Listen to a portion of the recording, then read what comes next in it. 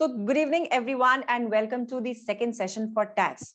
With the new Finance Act 2022 वाला हम आज formally इसका technical portion शुरू करेंगे. That means we are going to start with the actual provision implementation of tax.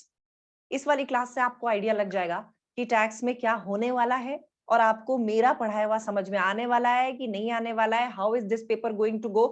Everything. So let's just bang on to chapter number 2. So chapter number 2 will hit on provisions for the first time. ये बात करेगा basic income tax computation की. हमने ये देख लिया था कल वाले सेशन में कि यूके का टैक्स 6 अप्रैल से 5 अप्रैल तक पे लाई करता है. HMRC is the authority of UK tax. आज चालू करेंगे कि इनका इनकम टैक्स कॉम्प्यूटेशन कैसे होता है. You'll be surprised to see कि हमने अलग अलग हेड्स नहीं पढ़े, कुछ नहीं पढ़ा, हम डायरेक्ट इनकम टैक्स कैलकुलेट करने पे आ गए. Yes, the approach is a bit उल्टी. हम पहले ये देखेंगे कि इनकम टैक्स कैलकुलेशन के लिए क्या क्या चाहिए, फिर जो जो चीज चाहिए that we will arrange individually कि okay, we need this, we need this, we need this, and then we will see different chapters to calculate all those subheads. इसलिए इसको एक मेजर लेआउट को पहले समझते हैं and then we'll go deeper into the syllabus in the later on classes. So basic income tax computation में the first thing which comes up is who has to pay tax. That means we are talking about UK tax. Tax पे करेगा कौन? So this is a common statement which is used everywhere, even in India, for Indian income earning residents. All persons who are resident in UK, they have to pay taxes on their worldwide income. Now note down this sentence, it's a technical language sentence. अब इसको समझते हैं.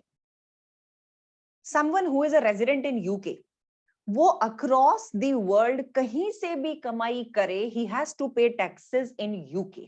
The same applies to Indian tax laws. तो UK में अगर आप resident हैं, तो आप worldwide कहीं भी कुछ भी कमाइए, you have to pay taxes in UK. Now the question will arise कि मैं UK resident हूं या नहीं हूं, ये कैसे पता लगाऊं? तो that is a separate section जहां पे हमें residency rules पढ़ने होंगे. लेकिन यहाँ के लिए अभी हम सिर्फ लेआउट और ऊपर का समझ रहे हैं, तो we have to just see this. अगर कोई भी इंडिविजुअल यूके रेसिडेंट है, उसको यूके में अपनी वर्ल्ड वाइड इनकम पे टैक्स पे करना है. मतलब वो दुनिया में कहीं भी कमाई करे, he has to pay taxes in UK. Is the first statement clear to everyone? Yeah. Clear. Okay. Now the question arises, now who is this person? ये पर्सन है कौन? हम अभी जिन पर्सन्स की बात कर रहे हैं वो हम 3 कैटेगरी में बात करेंगे. Number 1, we are talking about individuals. We are not covering up companies here. हम इंडिविजुअल्स की बात करेंगे. मेल, फीमेल, अंकल, आंटी, बूढ़े, जवान, सब लोग. We are talking about individuals means every individual. Number 2, we are talking about children also. UK में 18 साल 18 इयर्स से लेस वाला बच्चा भी टैक्स पेयर होता है, जबकि इंडिया का सिस्टम थोड़ा सा अलग है. He is considered to be a minor. लेकिन यहाँ पे अगर 18 साल से कम के बच्चे की भी कोई इनकम है, he has to pay taxes in UK. And the third category is spouses. So if you are married in UK, तो क्या हस्बैंड वाइफ एक ही यूनिट की तरह टैक्स पे करेंगे? नो, दैट्स प्रीटी ऑब्वियस कि एक कपल होगा तो husband will be different taxable person, wife will be a different taxable person. तो ये थोड़ा सा बड़ा ऑब्वियस सा प्रोविजन था, बट बिकॉज एक्ट ने बोला है, I had to take it. यानी कि स्पाउसेस और civil partners, they are treated different tax payers in the eyes of UK tax law. ये 3 पर्संस हैं जो टैक्स पेयर्स होते हैं, और ये तीनों अगर रेजिडेंट इन यूके हैं तो ये दुनिया में कहीं भी कुछ भी कमा लें, they have to pay taxes in UK. Is this slide clear to everyone? बताइए. Yes. Yes, ma'am. Yes, ठीक है? ma'am. Yes, ma'am. Next, now let's go deeper into married couples. Married couples से रिलेटेड और भी कुछ rules हैं, ये क्या हैं ये देखते हैं. द फर्स्ट थिंग, इनके एलोकेशन ऑफ इनकम के कुछ अलग रूल्स होते हैं. क्यों? क्योंकि ये लोग जॉइंट बैंक अकाउंट्स भी होल्ड करते हैं, जॉइंट प्रॉपर्टी भी होल्ड करते हैं. तो ऐसे केस में क्या होता है? Now let's suppose they are owning a house जो दोनों के नाम पे है, और इस घर से रेंटल इनकम आती है. तो आप क्या करेंगे? जब कोई भी असेट इनको जॉइंट इनकम दे रहा है तो दोनों 50-50% अपनी इनकम टैक्स रिटर्न में डिक्लेयर करेंगे और उस पर टैक्स पे कर देंगे, यानी 50-50% इनकी इनकम स्प्लिट होगी बाय डिफॉल्ट। लेकिन ऐसा भी हो सकता है कि इनका शेयर कुछ और हो, यानी 50-50% नहीं, may be the husband has contributed 20% amount in the house and the wife has contributed 80% amount in the house और वाइस वर्सा। तो ऐसे केस में इनको एचएमआरसी को ये क्लैरिफिकेशन देना होगा कि 80% मैं मालिक हूं, 20% मेरी वाइफ मालिक है या मेरे हस्बैंड मालिक है, तो इनकम भी 80% मैं अपनी इनकम में जोड़ूंगी और 20% उनकी इनकम में जुड़ेगी and he will pay tax. So basically the crux of this whole slide is, married couples में अगर जॉइंट ओन प्रॉपर्टीज हैं, या तो इनके शेयर फिक्स्ड हो और ये एचएमआरसी को बता दें कि जी हमारा इतना इतना हिस्सा है दोनों का इस प्रॉपर्टी में, उससे आने वाली इनकम भी इतने इतने हिस्से में हमारी इनकम टैक्स रिटर्न में जोड़ दी जाए। अगर ऐसा नहीं है तो income tax department by default 50-50% दोनों के इनकम टैक्स रिटर्न में जोड़ के टैक्स कैलकुलेट कर देगा। क्लियर? This is clear? बोलो बोलो बोलो। Yes ma'am. ठीक है। Yes, ma'am. Another thing, UK में husband and wife, apart from them civil partners also are legal. Boy marrying a boy, girl marrying a girl, so that's civil partner relationships are also legal in UK. तो बिल्कुल spouse की तरह treat करना है civil partners को भी, so that can actually be the case कि आपको मैक्स और एलेक्स इन दोनों का कपल दिया जाए and then they are having a common property जिसपे इनकम आती है, तो treat them just like a married couple, so they are absolutely legal in the eyes of UK tax law. अब इसके बाद में आते हैं इनकम टैक्स कॉम्प्यूटेशन का बेसिक फॉर्मेट कैसा दिखता है। How does it look? It looks like this. It's a very long one, अब मैं बोलती जाऊंगी, आप इसको अभी के अभी मेरे साथ साथ ही लर्न करते जाएंगे। So how does this happen in case of individuals? ये जितना बड़ा दिख रहा है अभी मैं समझाऊंगी तो you will get to know of it. ये जो 4 इनकम्स हैं, इन 4 इनकम्स का एक स्पेशल क्लासिफिकेशन है। All these incomes are treated to be non savings incomes, मतलब ये इंसान की सेविंग्स की वजह से नहीं आती हैं। वो बिजनेस करके पैसा कमाता है, वो नौकरी करके पैसा कमाता है, प्रॉपर्टी से किराया कमाता है, या फिर पेंशन कमाता है। ये चारों heads these are considered to be non savings income. तो इस चैप्टर में आपको ये बताया जाएगा कि ये 4 तरह की अलग इनकम होती है और सिलेबस में आगे हम इन चारों का अलग अलग चैप्टर पढ़ेंगे। All these 4 are clubbed into different chapters, but these are considered to be non savings because ये इनकम आपकी सेविंग्स की वजह से नहीं आती। पेंशन आपकी सेविंग की वजह से नहीं होती, आपने ये पेंशन अपनी नौकरी के टाइम कमाई होती है, डिडक्ट कराई होती है, उससे होती है, आप बचाते नहीं है उसको, आपने कंट्रीब्यूट करके इसको बनाया है। दूसरी इनकम्स होती है जो सेविंग्स की वजह से हो रही है या फिर इन्वेस्टमेंट की वजह से हो रही है, इनको हम बोलते हैं सेविंग्स और इन्वेस्टमेंट इनकम। मतलब सेविंग्स इनकम में bank interest is a saving income. आप पैसा डिपॉजिट करते हैं बैंक में, बैंक गिव्स यू इंटरेस्ट, यानी पैसा बचाने की वजह से, बैंक में डिपॉजिट कराने की वजह से you are earning this interest, that makes this interest as a saving income. लेकिन इसमें एक स्पेशल आइटम दिख रहा है, बिल्डिंग सोसाइटी इंटरेस्ट। ये क्या आइटम है? जैसे हमारे यहाँ पे फंड्स होते हैं ना, या फिर मेंबर्स होते हैं, सोसाइटीज होती हैं। किस चीज की सोसाइटीज? फार्मर्स की सोसाइटीज हो सकती हैं, एसोसिएशंस हो सकती हैं, ज्वेलर्स एसोसिएशन, ज्वेलर्स सोसाइटीज। ये क्या करते हैं? अपने मेंबर्स का एक फंड क्रिएट करते हैं और उनको इंटरेस्ट देते रहते हैं। That is a building society interest, not that कि बिल्डिंग खड़ी कर दी उस पर इंटरेस्ट मिल रहा है। These our society interest committees basically.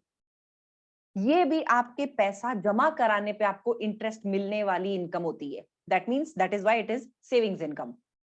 अब ये इन्वेस्टमेंट इनकम क्या है? इन्वेस्टमेंट इनकम है जब आपने कहीं पे भी पैसा इन्वेस्ट किया, it can be shares, it can be any other investment जिससे आपको इनकम मिले, तो वो इनकम डिविडेंड हो सकती है। डिविडेंड इनकम को नॉन सेविंग्स में नहीं लेना, सेविंग्स इनकम में या इन्वेस्टमेंट इनकम के अंडर लेना है। इनके हेड्स आपको अलग अलग रखने पड़ेंगे। Why? Because the rate of tax on different incomes is different. यानी हम ये जो कमाई की गई इनकम है इस पे अलग रेट से टैक्स कैलकुलेट करेंगे, सेविंग्स इनकम पे टैक्स अलग रेट से कैलकुलेट करेंगे और डिविडेंड्स पे अलग रेट से करेंगे। वैसे सोच के बताओ, कोई भी गवर्नमेंट सबसे ज्यादा रेट ऑफ टैक्स किस इनकम पे लगाएगी? नॉन सेविंग पे या डिविडेंड पे? सोचो, कॉमन सेंस लगाओ। सबसे हाईएस्ट रेट ऑफ टैक्स किस पे होगी? Non saving. नॉन सेविंग्स पे, यानी इस कमाई पे। And what about dividend? यार ये तो बंदा मेहनत करके कमा रहा है, ये ऐसा है जो फेयर वैल्यू मूवमेंट्स की वजह से आ रहा है, बंदा इसमें कुछ नहीं कर रहा पैसा लगाने के अलावा। जैसे शेयर्स, आपने किसी के शेयर्स में पैसा डाला, जो डिविडेंड आ रहा है, are you playing any role in that earning of that dividend? आपने उस कंपनी के प्रॉफिट कमाने में कोई भी रोल प्ले किया एक्सेप्ट फॉर पैसा डालने के? नो। यानी ये इनकम भी बड़ी आसानी से आती है, इसलिए इसकी टैक्स रेट्स भी काफी ज्यादा होती है। इन्वेस्टमेंट इन फिक्स्ड एसेट्स भी तो हो सकता है ना मैम? क्या चीज? Investment in fixed assets. Yes, बिल्कुल। तो व्हाटएवर वहां पे आपका रोल प्ले आपको कमाई नहीं दे रहा। इन्वेस्टमेंट करते टाइम जरूर आपने सोचा होगा, बट जब इनकम जनरेट हो रही है you are not directly contributing to that income, लेकिन ये तुम्हारी सब मेहनत है। मेहनत करके आप अपना बिजनेस चलाते हैं, मेहनत करके आप नौकरी करते हैं, मेहनत करके एक घर बनाते हैं और उस घर को किराए पे देते हैं, उसकी अपकीप रखते हैं, किराएदार रखते हैं, किराएदार ढूंढते हैं। It need some effort. Property business भी एक बिजनेस है, मतलब किराए पे देना और किराया लेना, दैट इज ऑल्सो बिजनेस। ऐसे बैठे बैठे नहीं मिल जाता है कि किराएदार भी अपने आप मिल गया, किराएदार ने फोन किया जी ये करेक्ट कराना है, वो भी अपने आप ही हो गया सब। Some sort of effort is gone. Pension income भी आपके एफर्ट का ही नतीजा होती है। When you were working, you invested some amount for pensions. So this pension is not coming free of cost to you. It's not something कि लो यार तुम pension ले लो। No, your job has given you pension. यानी ये तो बहुत ही मेहनत से कमाया हुआ कैटेगरी है। एक यही कैटेगरी है जो कुछ भी रिटर्न्स दे सकती है, इसलिए इसके ऊपर टैक्स रेट ज्यादा होती है। क्या होती है आगे देखेंगे हम। आगे बढ़ते हैं। ये जो दोनों हेड्स हैं, this will be total income for an individual. Tax payer के लिए ये टोटल इनकम होगी पूरे साल की, टैक्स ईयर की, टैक्स ईयर 22-23 की। याद है कल वाला 22 कब से चालू हुआ था एंड 23 में कब एंड हो रहा था? 5th April 23 is the ending date, 6th April 22 is the beginning date of the tax year. याद है? Yes ma'am. नेक्स्ट, ये जो टोटल इनकम होगी इसमें से HMRC आपको कुछ रिलीफ देता है। सब कुछ थोड़ी इनकम में जोड़ के टैक्स ले लेगा, कुछ रिलीफ भी देगा। ये रिलीफ्स क्या है ये भी आगे चैप्टर्स में आएंगी। इसके बाद में आएगी आपकी नेट इनकम। नेट इनकम मतलब रिलीफ्स के बाद वाली income. So remember a lot of students gate confused with this. Total income होती है जब आप सारी इनकम जोड़ लेते हैं, उसमें से जब आप रिलीफ्स माइनस करते हैं यू गेट नेट इनकम। और नेट इनकम में से जब पीए माइनस होता है यानी पर्सनल अलाउंस माइनस होता है तो टैक्सेबल इनकम आती है। इन तीनों नामों में स्टूडेंट्स बहुत कंफ्यूज्ड होते हैं, टोटल इनकम, नेट इनकम और टैक्सेबल इनकम में। Do not gate confused with that. Total income is just the total of whatever you have earned. Net income is after relief and taxable income is the income on which you finally pay taxes. Net income और taxable income के बीच में ये पीए क्या है? Personal allowance. हर individual को मिलता है personal allowance. हर साल का HMRC अलग अलग अमाउंट पे डिसाइड करके रखता है और फाइनेंस एक्ट में इसको अप्रूव करा देता है। So for the current year PA यानी पर्सनल अलाउंस इज 12,570 पाउंड्स।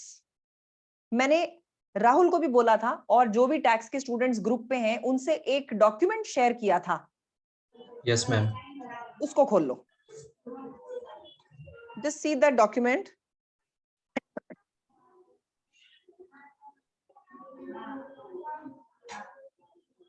एक लिस्ट थी टैक्स रेट्स की।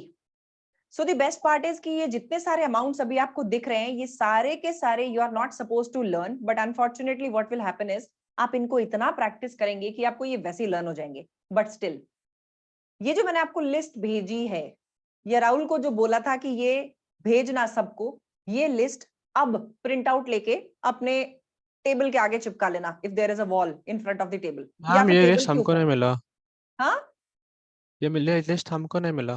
मुझे भी नहीं मिला ma'am. Panika, I have your number, I can send you. Okay ma'am. Vishwas, I don't have your number, let me check.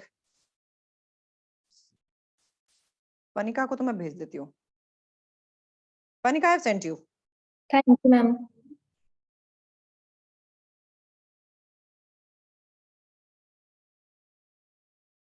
विश्वास, हाँ जी मैम। विश्वास मैं अपने YouTube चैनल पे डाल रही हूँ इसको, कम्युनिटी पे, वहां से स्क्रीनशॉट लो, मैं वहां से हटा रही हूँ फिर.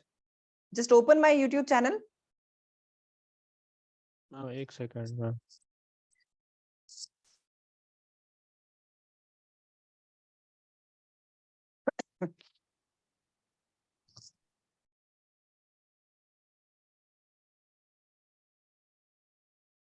मैम अभी क्या करना है? वो काम आएगा, ठीक है? You have नहीं it नहीं, open? मतलब क्या ओपन योर यूट्यूब लिस्ट, उसके बाद अब उसमें देखो एक मैसेज आएगा कम्युनिटीज के अंदर, मतलब दुनिया को दिखेगा वो. Once you take a screenshot, मैं उसको हटा लूंगी, वो दुनिया को हाँ दिखाने मैम। के लिए नहीं है. Just a ma'am second. after you upload it, please tell me no. Posted. Okay ma'am. Check. Yeah, got it ma'am, एक Got second. it? Taken the. Yeah, 1 second. नहीं नहीं नहीं, 1 second. हाँ, लो.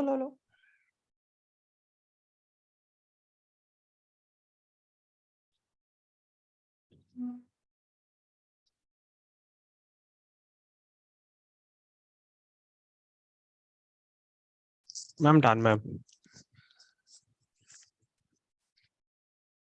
Gone. Okay.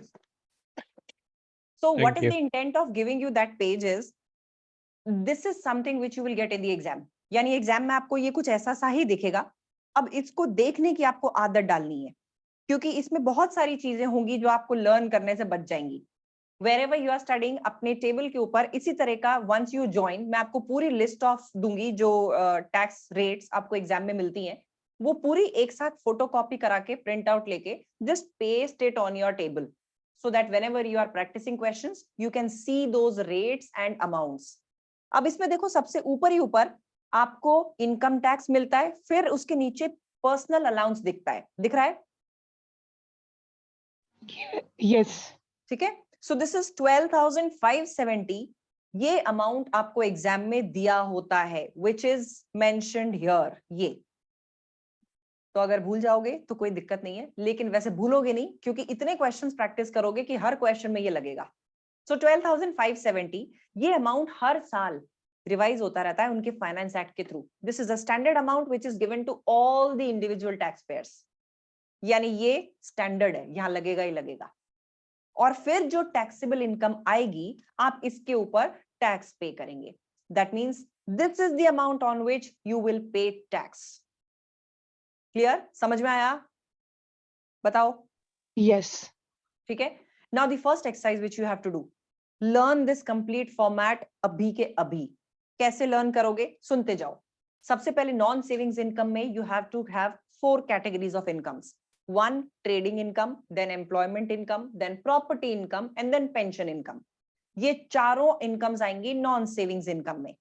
फिर आ जाओ सेविंग्स इनकम पे. Savings income में 2 major categories हैं, एक इंटरेस्ट की, दूसरी डिविडेंड की. इंटरेस्ट में बैंक इंटरेस्ट और बिल्डिंग सोसाइटी इंटरेस्ट होता है, and dividend is always with the name of dividend. This will give you the total income earned during the tax year by the tax payer. इसमें से आप minus करेंगे reliefs. then you will get net income. net income आएगी. after that minus करो personal allowance, PA. इससे आएगी taxable income. आप tax किस पे कैलकुलेट करेंगे? टैक्सेबल इनकम पे. फटाफट 2 minute I will wait. Quickly just frame this complete format in your brain, फिर पूछूंगी सबसे.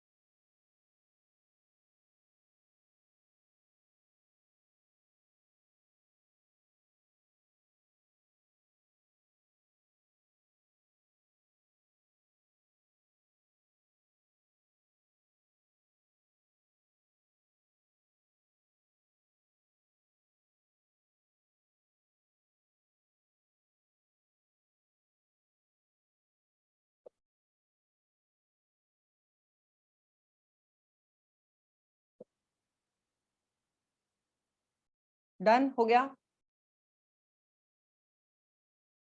Yes, ma'am. Yes, ma'am. ठीक है, Yeah. चलो, just get ready, immediately unmute yourself and start answering. Bhavya, quickly पूरा फॉर्मेट बोलना चालू करो. Ma'am first we have non savings income जिसमें अपनी ट्रेडिंग इनकम आएगी, पेंशन इनकम आएगी, प्रॉपर्टी इनकम आएगी, एम्प्लॉयमेंट इनकम आएगी. बस रुक जाओ. Dolly, what is the next set of income?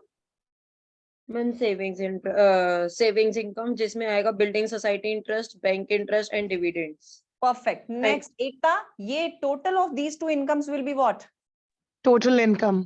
Total income में से क्या डिडक्शन होगा? Reliefs. ऋतिक, इसके बाद में क्या होगा? फिर मैम रिलीफ माइनस करेंगे तो से आएगी नेट इनकम. नेट इनकम में से और क्या करेंगे? फिर पर्सनल अलाउंस माइनस करेंगे तो आएगी taxable income. Perfect, perfect. Panika, please start again the format. Okay, ma'am. Firstly, we take the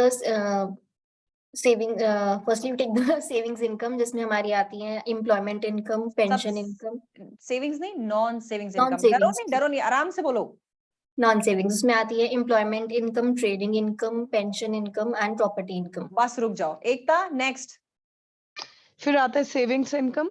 Savings income में building society interest, bank बस interest बस and रुको रुको dividends. रुको. Ved, what is the other income under savings income? It's dividend. इसके बाद क्या आएगा? Then we will get total income. Then we have to deduct reliefs, and then we will. बस रुको रुको रुको. Vidnya, what after reliefs? Reliefs minus करके क्या आएगा विदन्या? विश्वास, रिलीव्स माइनस करके क्या आएगा? नेट इनकम आएगा.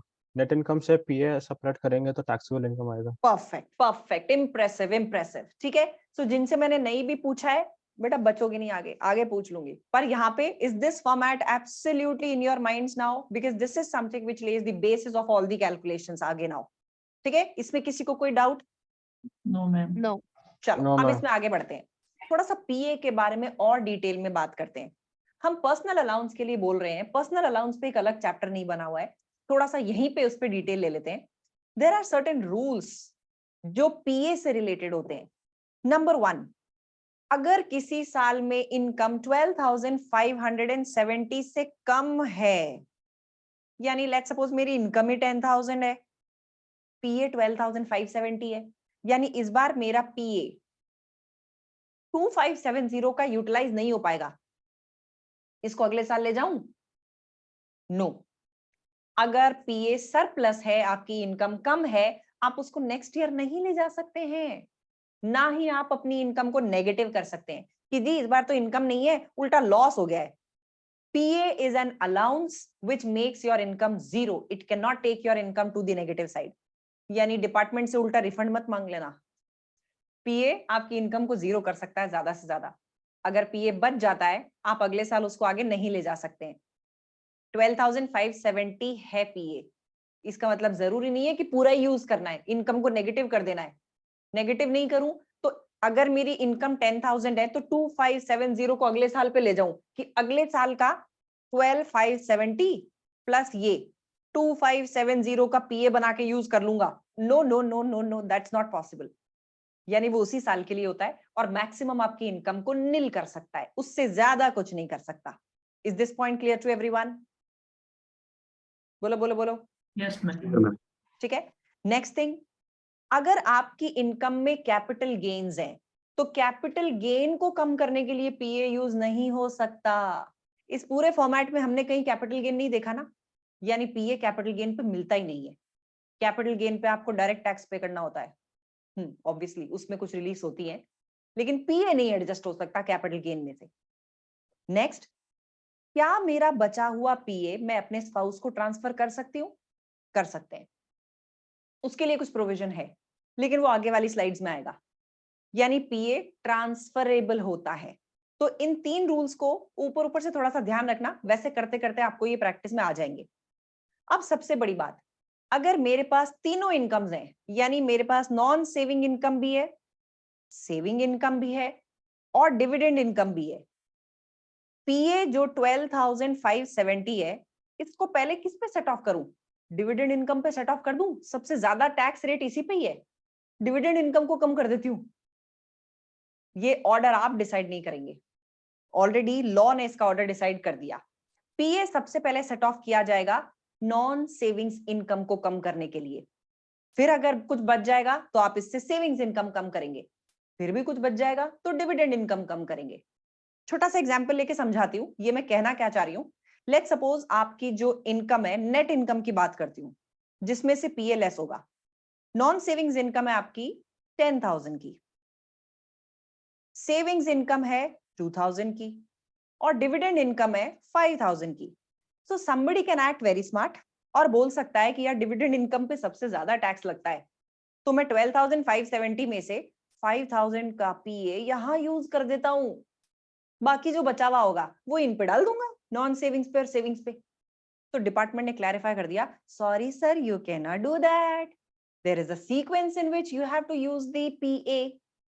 तो सबसे पहले पीए नॉन सेविंग्स इनकम को कम करने के काम आएगा, यानी मैं 10,000 नॉन सेविंग्स इनकम रिड्यूस करने में लगाऊंगी। अब पीए कितना बचा? 2,570. 2570। अब हम कम करेंगे सेविंग्स इनकम को, अब पीए कितना बचा? 570. यानी डिविडेंड से सिर्फ 570 का पीए कम हो सकता है, बाकी बचा हुआ dividend will be taxed. Got it? This is the sequence, this is the order in which PA has to be used.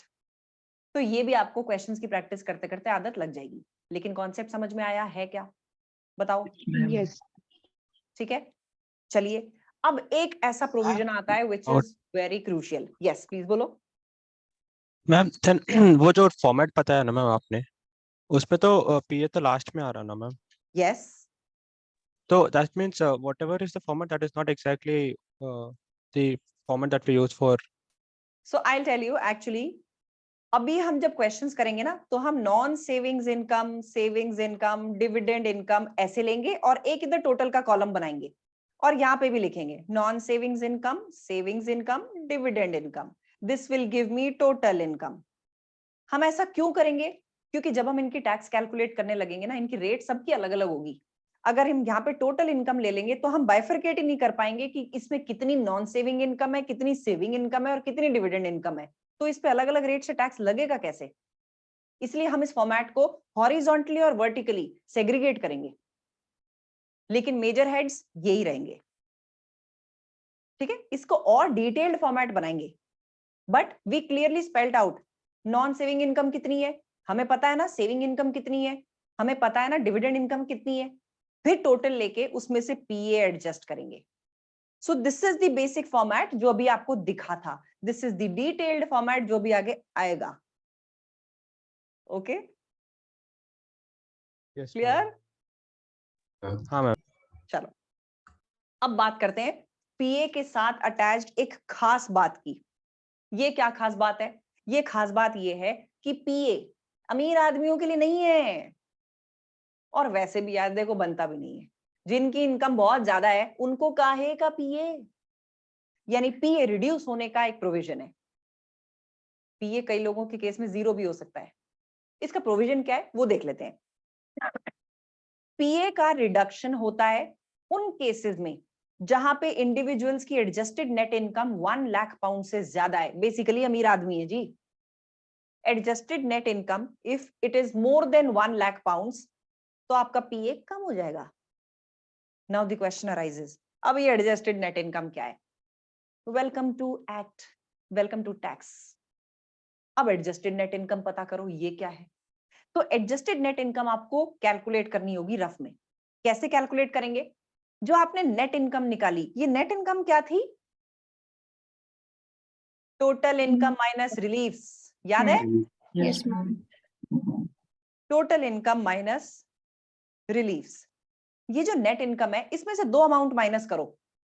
अगर इंडिविजुअल ने कोई भी गिफ्टेड डोनेशन दिया है उसका ग्रॉस अमाउंट, अगर इंडिविजुअल ने कोई भी पर्सनल पेंशन कंट्रीब्यूशन किया है उसका भी ग्रॉस अमाउंट, ये दोनों माइनस करके आते हैं एडजस्टेड नेट इनकम।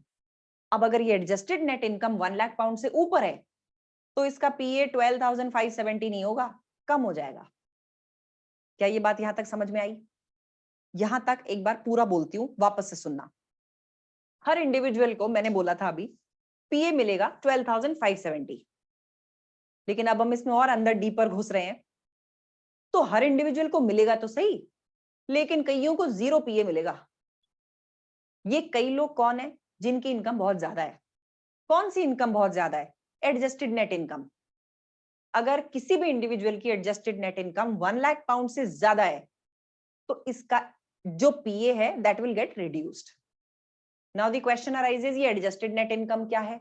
हमने तो अभी टोटल इनकम देखी थी, नेट इनकम देखी थी, टैक्सेबल इनकम देखी थी, ये एडजस्टेड नेट इनकम कहां से आई? तो एडजस्टेड नेट इनकम कैलकुलेट करने का एक रफ में आपको वर्किंग नोट बनाना होगा। क्या होगी एडजस्टेड नेट इनकम? आपकी जो भी नेट इनकम आ रही है आफ्टर रिलीफ, यानी पीए से पहले वाली इनकम, इसमें से 2 अमाउंट माइनस करो। इंडिविजुअल ने कोई भी गिफ्ट, एड, डोनेशन दी है, यानी किसी को भी डोनेशन दे दिया, चैरिटी कर दी, या फिर पर्सनल पेंशन कंट्रीब्यूशन किया है, इन दोनों के ग्रॉस अमाउंट्स, नेट अमाउंट नहीं, यानी टीडीएस काट के वाले अमाउंट नहीं, ग्रॉस अमाउंट आपको माइनस करना है। ये जो अमाउंट आएगा this is ANI, adjusted net income. अब अगर इस इंडिविजुअल की adjusted net income 1 lakh pound से ऊपर है, पीए रिड्यूस हो जाएगा। कितना रिड्यूस होगा पीए? 50% of this excess amount. 50% of excess amount. किससे एक्सेस? 1 लाख पाउंड से एक्सेस, यानी 1 लाख पाउंड से जितनी भी ज्यादा एएनआई है उसका 50% पीए कम हो जाएगा। अब ये जो एक्ट ने बोला, इसको एक एक करके इंप्लीमेंट करना चालू करते हैं। लेट्स सपोज एक इंडिविजुअल की जो नेट इनकम आ रही है वो आ रही है 1,25,000 पाउंड्स। इसने कुछ ग्रॉस गिफ्टेड डोनेशन किए 5,000 के, कुछ पर्सनल पेंशन कंट्रीब्यूशन करे 3,000 के, तो इसकी एएनआई कितनी आई? How much is the ANI? 117. ANI 117,000 pounds. क्या एएनआई 1 लाख पाउंड से ऊपर है? यस। कितनी ऊपर है? 17,000. बिल्कुल सही। 117 माइनस 1 लाख, 17,000 ऊपर है, तो 17,000 का 50% आपका पीए कम हो जाएगा। ये कितना आ रहा है? How much is this? 8,500. 8,500. What is your PA? Ideally जो हर किसी को मिलता है दैट इज 12,570. 12,570, लेकिन आप अमीर आदमी है इसलिए आपका पीए कितना कम हो जाएगा? 8,500 कम. यानी आपका पीए आपकी इनकम कैलकुलेशन में कितना एडजस्ट होगा? 4,070. 4070. Got it? Yes. Yes. This is one of the most important points. जब आप क्वेश्चंस करेंगे, ये अपने आप में 2 नंबर कैरी करता है, even on the section C questions. मतलब उसमें लंबे क्वेश्चंस में कैलकुलेशंस कितनी हो, ये तकरीबन हर बार 2 नंबर की कैलकुलेशन होती है। Every time you will find somebody earning more than 1 lakh. इसका मतलब वहीं घंटी बज जानी चाहिए आपके दिमाग में कि यार किसी की कमाई यानी नेट इनकम 1 लाख से ऊपर आ रही है, मैं चेक कर लूं जरा, इसकी एएनआई कैलकुलेट कर लूं और ये चेक कर लूं कि इसको पीए मिलेगा भी कि नहीं मिलेगा। जो मैंने आपको टैक्स रेट्स फॉरवर्ड करी हैं, एक बार उनको वापस खोलो, जस्ट ओपन देम अगेन। इसमें पीए के नीचे एक लाइन लिखी हुई है, वेयर एडजस्टेड नेट इनकम यानी ANI is 125, 140 pounds or more, the PA is reduced to 0. ये क्या बोलना चाह रहा है? देखे जरा ये क्या बोलना चाह रहा है?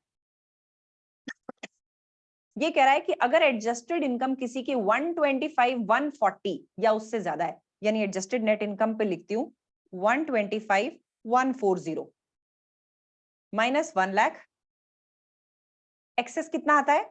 25, 140, इसका 50% पीए रिड्यूस हो जाएगा। How much is this amount? 50% of 25, 140? 12,570. 12570. पीए कितना था? Same. 970. रिड्यूस कितना हो गया?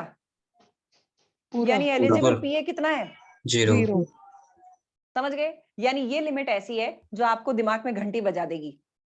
125, 140, अगर इससे ऊपर किसी की कमाई आ रही है ना तो उसको पीए नहीं मिल रहा फिर। एडजस्टेड नेट इनकम 125, 140 या उससे ज्यादा होती है तो पीए बिकम 0। फिर कैलकुलेशन नहीं भी दिखाओगे, ये सेंटेंस भी लिख दोगे तो भी चलता है, because it is directly given in the tax rates. तो ये कैलकुलेशन नहीं दिखाने से भी examiner will give you 2 marks. Got it? Yes, ma'am. ठीक है, बताओ ये चीज सबको क्लियर हुई? दिस इज वेरी इंपॉर्टेंट, इस पे इंपॉर्टेंट मार्क कर लो जहां पे भी लिख रहे हो। मैम एक बार दोबारा एक समरी दे दो इसका, पूरी स्लाइड का या 125 वाले का? 125 वाले का बस। ओके, ये बोल रहा है, टैक्स रेट्स में से पढ़ रही हूं मैं, where the adjusted net income is 125, 140, यानी 125, 140 किसी की एएनआई अगर होती है, उसका पीए इज रिड्यूस टू 0। कैसे प्रूव करके दिखाया है तुम्हें मैंने ये? वैसे तो यहाँ पे इन्होंने बोला है तो this should be Guru Granth for us, पर फिर भी प्रूव कर देते हैं। एएनआई 125, 140, 1 लाख से कितनी ज्यादा है? 25, 140 पाउंड्स। इसका 50% विल बी रिडक्शन इन पीए, यानी पीए कितना रिड्यूस करना है? 12,570। अरे पीए भी इतना ही है और उतना का उतना हम रिड्यूस कर दे रहे हैं, इसका मतलब पीए बचा कितना? 0। This is what this sentence in the tax rates is telling you.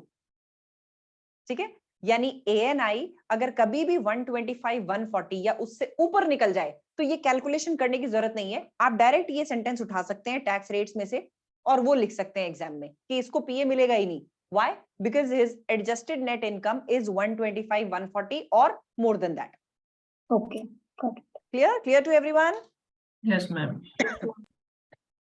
चलिए जी, तो पीए से रिलेटेड चीजें तो हो गई। अब बात करते हैं, क्या कोई इनकम ऐसी भी होती है जो एग्जेम्प्ट होती है इनके टैक्स पेयर्स के लिए? इंडिया में बहुत सारी इनकम्स ऐसी हैं जो एग्जेम्प्ट हैं, इन लोगों के लिए हैं, और इनके लिए भी होंगी, क्यों नहीं?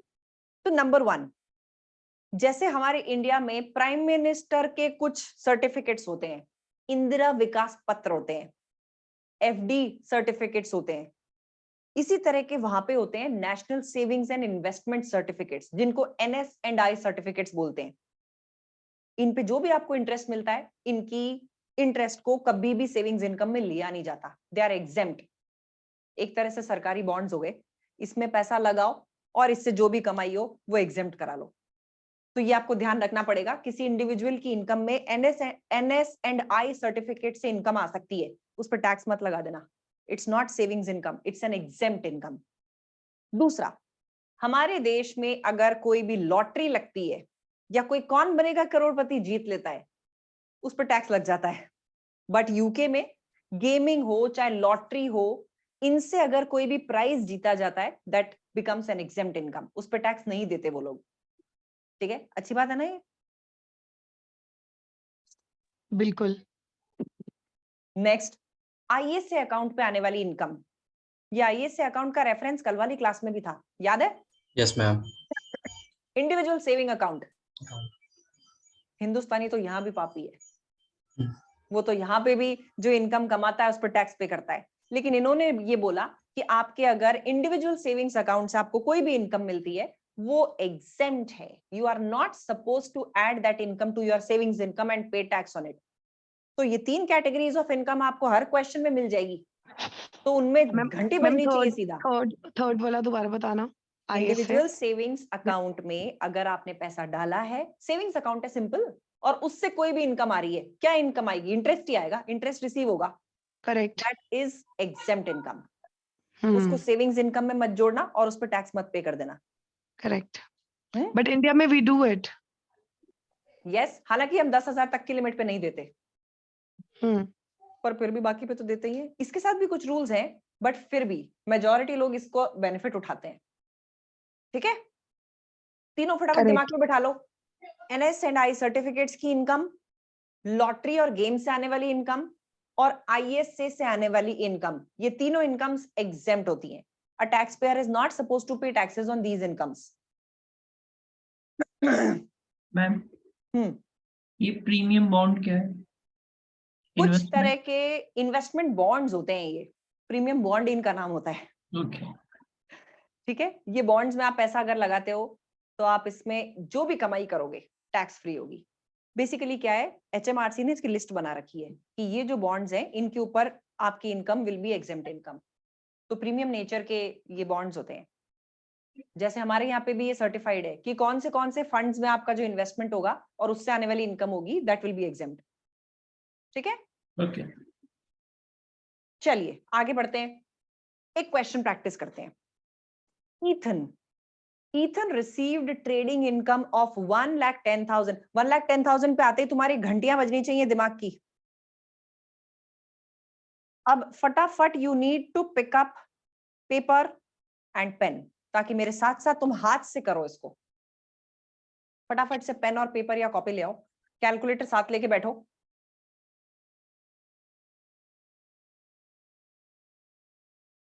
स्टार्ट करूं? Yes ma'am.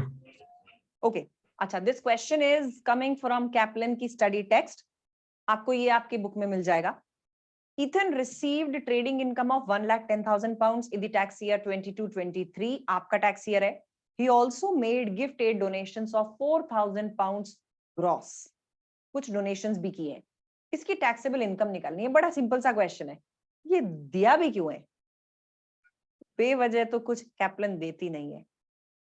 1,10,000 से ऊपर इनकम अगर आ रही है, मतलब पीए का कुछ झोल हो सकता है। यस कैलकुलेट करना है। पीएम का पीए का ANI कैलकुलेट करें? Yes ma'am. What is ANI? ANI is net income minus gift aid donation और personal pension contribution। यहाँ gift aid donation दिख रहे हैं मुझे, gross, यानी 110 minus 4,000. what is the ANI? 106. Is it exceeding 1 lakh? Yes ma'am. Exceeding 1 lakh. कितने से exceed कर रही है? 6,000. 6,000 से 6,000 से। What will be the reduction in PA? 3,000. 3,000 50% of 6,000 106 minus 1 lakh। 3,000 का PA रिड्यूस हो जाएगा। डॉलर 3,000 का PA रिड्यूस, यानी अब ये PA एलिजिबल कितना है इसके लिए? Available PA 9,570. Perfect.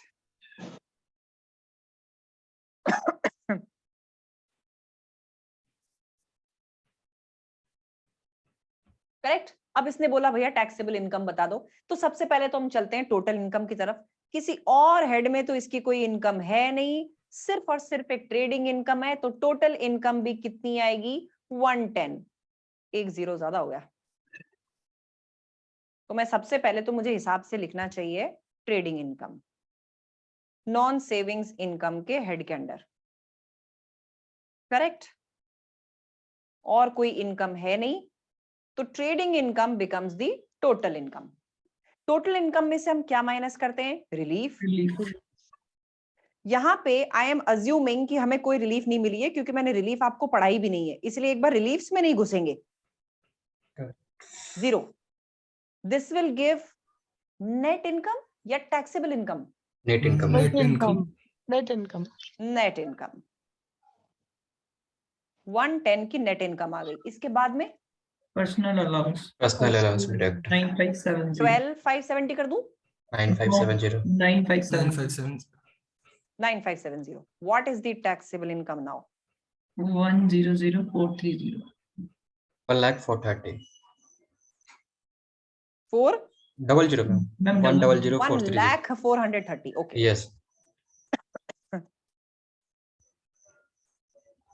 This is the taxable income। ये टैक्स किस पे पे करेगा? 1,04,30 पाउंड्स पे। समझ गए? कोई डाउट इसमें? No ma'am. No. Correct Shagun, absolutely correct. चलो, तो ये तो हमने किया। अब इनकम टैक्स कॉम्प्यूटेशन भी कर ही लेते हैं, जब हम पीए के एडजस्टमेंट को समझ गए। तो इनकम टैक्स कॉम्प्यूटेशन में रेट्स ऑफ इनकम टैक्स काम आएंगी। फिर से वो वाला पेज खोल लो जो मैंने आपको भेजा है। Non savings income, savings income और डिविडेंड इनकम, तीनों पे अलग अलग tax rates. Non savings income पे 20, 40, 45% से टैक्स लगता है। सेविंग्स इनकम पे 0%, 20%, 40%, 45% से लगता है। यानी सेविंग्स की और नॉन सेविंग्स की टैक्स रेट सेम है, लेकिन ये 0% ने कुछ एक्स्ट्रा इफेक्ट डाला है। और डिविडेंड इनकम की टैक्स रेट्स देखो 39.35, 33.75, 8.75। यानी ये अभी समझेंगे कि ये अलग अलग क्यों हैं, अलग अलग स्लैब्स के हिसाब से अलग अलग हैं। लेकिन नॉन सेविंग्स इनकम्स और सेविंग इनकम ये अप्रोक्सीमेटली सेम है। नाउ इफ यू सी, अगर 8.75 लें वो भी इससे कम है, लेकिन 33.75 लें तो वो 20 से तो ज्यादा ही है। अभी देखेंगे ये कैसे आएगी। देन 39.35 है, ये 45 से कम है, इवन 40 से भी कम है। तो यहाँ पे तो हिसाब किताब ही उल्टा हो गया कि जो डिविडेंड इनकम है वो आपकी ज्यादा रेट पे टैक्स नहीं हो रही। इसका मतलब लोग ज्यादा डिविडेंड वहां पे कमाते नहीं होंगे। But this is an income which has more taxability under it, क्योंकि ये आपकी कमाई नहीं होती। तो टैक्स रेट से कंफ्यूज मत होना। इसके जब अभी हम रूल्स पढ़ेंगे तो आपको समझ में आएगी कि इस इनकम के ऊपर हर सरकार टैक्स ज्यादा लेना चाहती है, लेकिन वो ले लेती है कंपनी से। वो बोलती है कंपनी है ना भैया, तुम टैक्स दे दो, गरीब आदमी को रहने दो, उनको रहने दो। तो सोर्स पे टैक्स कलेक्ट हो जाता है। ये हमारे इंडिया में भी सिस्टम है डिविडेंड डिस्ट्रीब्यूशन टैक्स का। तो जो डिविडेंड रिसीव करता है उसको तो फिर टैक्स देना ही नहीं पड़ता। क्यों? क्योंकि कंपनी टैक्स दे देती है। तो कंपनी भी उसी की है, टैक्स दे देगी, उसके बाद में जो बचेगा डिविडेंड उसी में से मिलेगा। इसलिए वहां पे भी टैक्स बच जाता है। यहाँ पे तो बल्कि बेचारों की डबल मार हो गई। पहले तो कंपनी टैक्स पे करती है, उस टैक्स पे करने के बाद में जो प्रॉफिट बचता है उस पर डिविडेंड पे करती है, फिर ये डिविडेंड जब इंडिविजुअल के हाथ में जाता है यही अमाउंट वापस टैक्स हो जाता है। डबल मार। पर देखेंगे, चलो डिटेल में बाद में देखेंगे। फिलहाल के लिए ये देखते हैं कि हमारे पास ये जो अलग अलग रेट्स हैं इन पे काम करना कैसे है, टैक्स कैलकुलेट करना कैसे है। उससे पहले आप इनकम टैक्स लायबिलिटी किस ऑर्डर में कैलकुलेट करेंगे वो भी देख लीजिए। जो मैंने अभी फॉर्मेट बनाया था वो इसी से रिलेटेड था। हम सबसे पहले नॉन सेविंग्स इनकम पे टैक्स लायबिलिटी कैलकुलेट करते हैं, फिर सेविंग्स इनकम पे करते हैं और फिर डिविडेंड इनकम पे करते हैं। कैसे? Let's go into detail. ये आ जाती हैं आपकी मेन नॉन सेविंग्स इनकम की टैक्स रेट बैंड्स। यानी अब हम एग्जैक्टली वहां पहुंच गए जो आपको इस स्लैब में दे रखी है। टैक्स रेट वाली में, इनकम टैक्स में basic rate, higher rate, additional rate. देखो मिली जो मैंने डॉक्यूमेंट भेजा था। सी दिखी? Yes ma'am. बेसिक रेट, उसके नीचे लिखी हुई है हायर रेट, उसके नीचे लिखी हुई है एडिशनल रेट। इसमें डिविडेंड्स की रेट भी है, नॉर्मल रेट भी है। नॉर्मल रेट है नॉन सेविंग्स इनकम और सेविंग्स इनकम दोनों पे, लेकिन इसमें थोड़े से डिटेल्ड प्रोविजंस भी है, वो आगे देखेंगे। तो फिलहाल के लिए चलते हैं। सबसे पहले ये देखते हैं कि ये जो आपकी इनकम्स हैं ये क्या इनकम है। यूके में 3 अलग अलग बैंड्स बंधी हुई हैं। इसको हम बोलते हैं बेसिक रेट बैंड, जो 20% टैक्स रेट पे चलती है, यानी इसको हम बोलते हैं बेसिक रेट टैक्स पेयर। उसके बाद में होता है हायर रेट टैक्स पेयर और उसके बाद होता है additional rate tax pair. Highest वाला जो होता है, जो 45% की रेट पे टैक्स पे करता है, तो जाहिर सी बात है कमाई भी ज्यादा ही करता होगा। तो बेसिक रेट बैंड की लिमिट इन्होंने बनाई, जिसकी भी इनकम 37,700 तक है वो 20% पे टैक्स पे करेगा। लेकिन अब किसी की इससे ज्यादा है तो वो अपनी फर्स्ट 37,700 पे 20% टैक्स पे करेगा, 1,50,000 पे तक पे 40% टैक्स पे करेगा और 1,50,000 से ऊपर वाली इनकम पे 45% टैक्स पे करेगा। ये तुम्हें देख के सिर चकरा जाएगा, यार ये टैक्सेशन होगा कैसे कैलकुलेशन। अब हम इस फॉर्मेट से इसकी टैक्स कैलकुलेशन करेंगे। एग्जाम्पल लेके तुम्हें बताती हूं, वरना ये हवा में समझ में नहीं आएगा। Aamir has a taxable trading income of 21,165 pounds and an employment income of 3,000 pounds. इसकी ट्रेडिंग इनकम कितनी है? 21,165। इसकी एम्प्लॉयमेंट इनकम कितनी है? 3,000। तो इसकी टोटल इनकम कितनी है?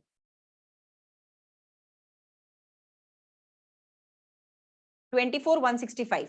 क्या मैं ये बोल सकती हूँ ये एक बेसिक रेट टैक्स पेयर है क्योंकि इसकी इनकम 20% पे टैक्स होगी? यस और नो? Yes ma'am. ठीक है, इसकी कैलकुलेशन समझेंगे। अभी सिर्फ मैं जो बोलती जा रही हूँ उस पर कॉन्सेंट्रेट करना। इसकी टोटल इनकम ये जो है दैट इज इनकम। इसकी जो टोटल इनकम है, दैट टोटल इनकम इज 24,165, लेकिन इसमें से तो अभी मुझे पीए और कई चीजें देनी है, यानी टैक्सेबल इनकम और भी कम आ जाएगी। यस और नो? उसी पे Yes, तो टैक्स पे करेगा। Yes. तो पहले रिलीफ दे देते हैं। क्या कोई रिलीफ अवेलेबल है यहाँ पे? yes, yes, ma'am. 12,570. पता नहीं है अभी तो रिलीफ का, यस मैम। पीए का तो पता है, लेकिन net income, do we know something about PA? 12,570. कम नहीं करना पीए? नो No, मैम, दिया नहीं है डेटा उसमें। ENI है नहीं। 1 लाख से ऊपर गरीब आदमी बेचारा, यार इसकी क्या पीए कम होगी। चलो टैक्सेबल इनकम निकालो जी इसकी। 11,595. बताओ, clearly basic rate tax payer 595. 11,595। Clearly इसकी taxable income basic rate band में फॉल कर रही है, यानी इसको टैक्स कितनी रेट पे देना होगा? 20%। 20%. ठीक है, तो सिंपल इसका लिखते हैं हम यहाँ पे इनकम टैक्स लाइबिलिटी, फिर आप लिखेंगे बेसिक रेट बैंड, ये 11,595 पे 20% की रेट से टैक्स पे करेगा। जरा निकाल दो क्या आ रहा है? 2319. 2319। 2319 will be his tax liability. बताओ, इसको समझने में कोई दिक्कत आई? बाकी बैंड्स कैसे लगेंगी वो आगे देखेंगे। क्या इसको समझने में कोई प्रॉब्लम आ रही है? No ma'am. Clear to everyone? Yes ma'am. चलो अब थोड़ा सा केस और कॉम्प्लिकेट करते हैं। अब थोड़े से अमीर आदमी से मिलते हैं। तला has taxable trading income of 43,765। भाई साहब निकल गए हम बेसिक रेट बैंड से, अब हम मिडिल क्लास हो गए। कौन सी इनकम है? Trading income 43,765। एम्प्लॉयमेंट इनकम भी है इसकी 7,000 की। शाबाश, टोटल इनकम आ गई कितनी? 5765. 50765। Any reliefs? I don't know, question में दिया भी नहीं है, तो मैं रिलीफ को 0 अज्यूम करते हुए I take this as net income. और नेट इनकम में से पर्सनल पीए। पीए कम करने की जरूरत है? Yes ma'am. Yes. करना है? Yes ma'am. Yes. मतलब you need to reduce No, PA ma'am, because 1 the lakh. ANI is exceeding 1 lakh। No, no, no. No no. मतलब इनकम में से रिड्यूस करना है, पीए को रिड्यूस नहीं करना है। हाँ।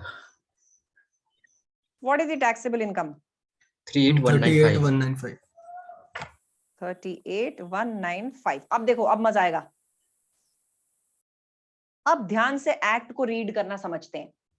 आपकी टैक्सेबल इनकम अगर इस रेंज में आ रही है तो आप हायर रेट बैंड में फॉल करते हैं, आप हायर रेट टैक्स पेयर हैं। लेकिन कैलकुलेशन कैसे होगी? आपके फर्स्ट 37,700 की इनकम पे 20% टैक्स लगेगा, 37,701 से 1.5 लाख तक पे 40% टैक्स लगेगा। यानी 38,195 के मुझे 2 टुकड़े करने होंगे। क्या 2 टुकड़े?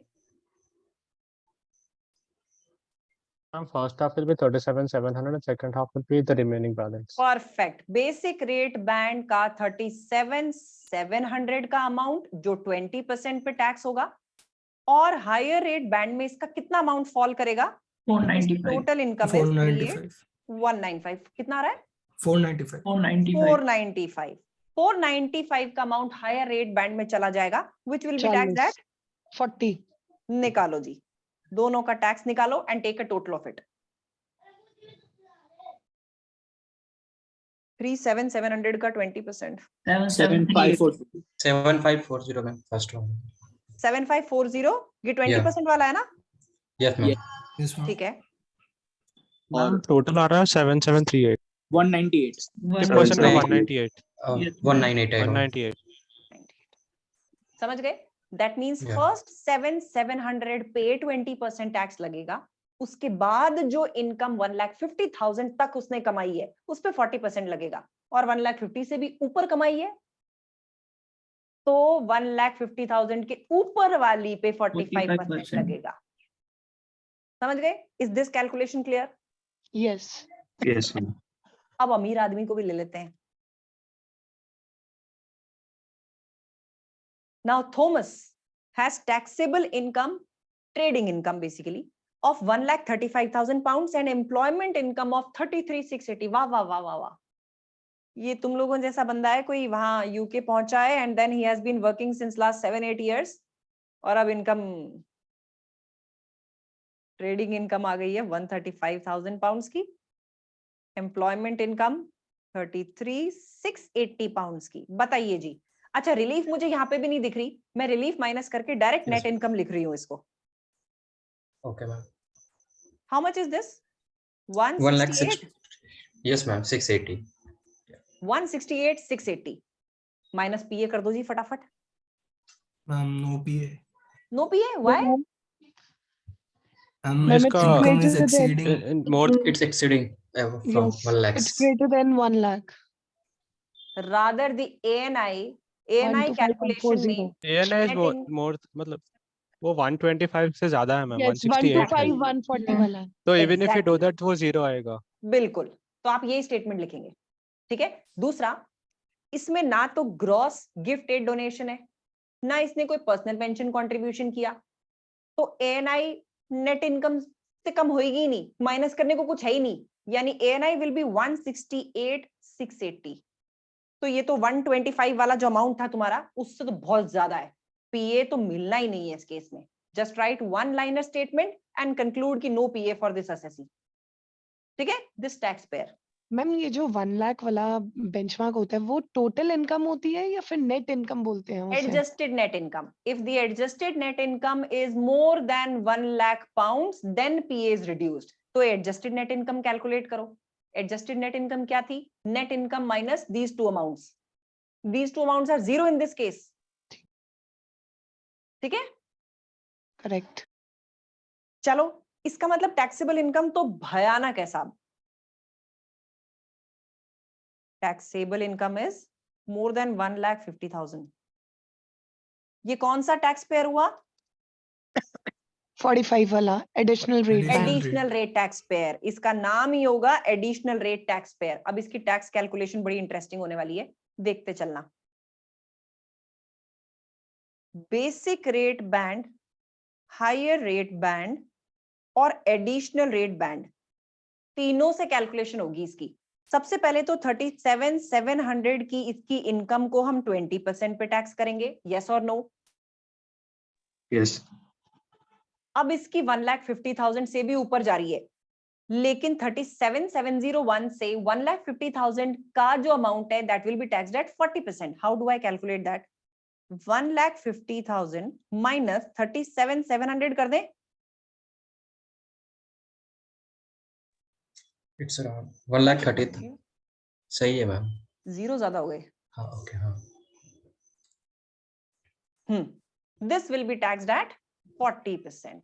ये मैंने क्या किया, ध्यान से देखना. इस इंडिविजुअल की जो इनकम है ना, ये 168,680 वाली, इसी के टुकड़े करते चल रहे हैं हम. 168,680, इसमें से 37,700 तो टैक्स हो जाते हैं 20% पे. ये 37,700 तो हो गए. इसके आगे वाली इनकम टिल 1,50,000, यानी 1,50,000 तक हमें पहुंचना है, लेकिन 37,700 ऑलरेडी टैक्स हो चुका. This should be taxed eight 40%. और जो एडिशनल रेट बैंड वाली इनकम है वो क्या है? 168,680 में से हम 1,50,000 तक टैक्स कर चुके. This has to be taxed at 45%. बताओ, क्या इस कैलकुलेशन में कहीं कोई दिक्कत है? पहले अपने हाथ से लिखो, फिर बताना.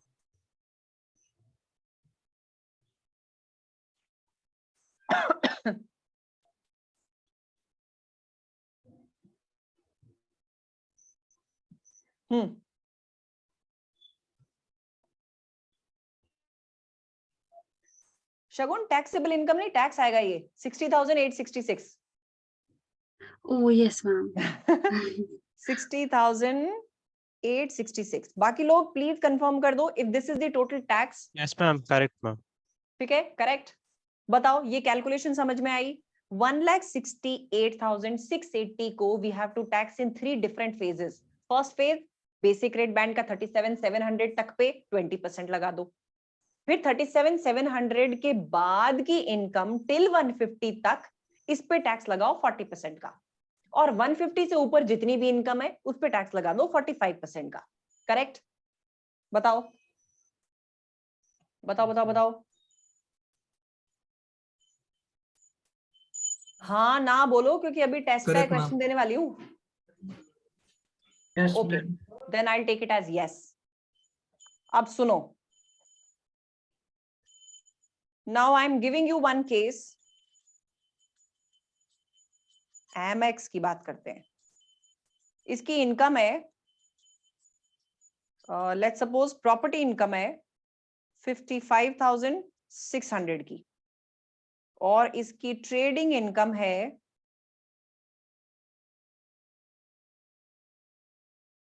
करो इसका tax calculate. Quickly give me the tax for this tax payer. Property income आपके पास है, ट्रेडिंग इनकम आपके पास है. You have to calculate the income tax payable by Amex.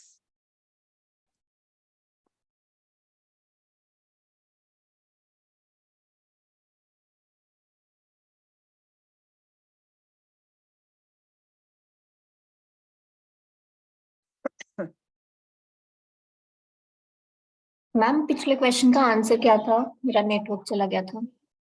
It was 60,866. Okay 60,866. ठीक है, आया, मैच हुआ. Yes ma'am. I'm 76,998.5. This much fast. How much? 76,998.5. Yes, ma'am. 76,998.5. गजब यार, गजब, इतना स्पीड में. Wow. Vishwas, Vishwas, did you answer this? Yes, ma'am. Okay. Shagun, ये तो तुम मेजॉरिटी तो इसी आंसर की तरफ जा रही है. Let's check it. पीए कितना मिलेगा इस इंडिविजुअल को? Nil. नो पीए. तो आपके पास इनकम टोटल कितनी आ गई? Just give me the total of these amounts. बहुत वेग नंबर्स होंगे, मैंने ऐसे ही दिमाग से बना के डाले हैं. Ma'am, 204530. 4530. 204530. अब इस इनकम को टैक्स कैसे करें? 37,700 of income will be taxed at 20%. Then 1,50,000 और 37,700 के बीच वाली income will be taxed at 40%. Then 204530 और 1,50,000 के बीच वाली income will be taxed at 45%. क्या आप सबने यही किया? Yes, ma'am. yes. ठीक है, चलो. मतलब आई एम अज्यूमिंग कि सबको समझ में आया है, वरना ऑनेस्टली बोलो समझ में नहीं आया तो. ध्यान रखना. मैम ये जब आप- हायर रेट बैंड, मैम ये हायर रेट बैंड में 1,50,000 माइनस 377 क्यों किया? ये सिर्फ इसलिए 150 किया, क्यों नहीं हुआ? लेट्स सपोज हम इसको ये लेते हैं कि किसी इंडिविजुअल की इनकम है 1,60,000.